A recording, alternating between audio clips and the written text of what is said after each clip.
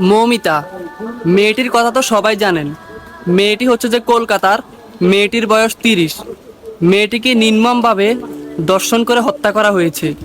18 থেকে 20 জন পুরুষ, 113টা কামড়ের দাগ, 150 গ্রাম বীর্য, এই সব কিছু মেয়েটির শরীরে পাওয়া গেছে।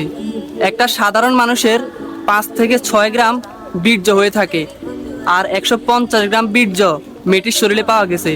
আপনারা বুঝতেছেন কয়জনে মিলে মেয়েটিকে দর্শন করেছে?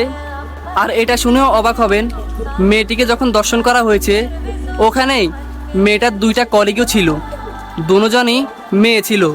দুইজনেই মেয়েটার 2টা পা শক্ত করে ধরেছিল।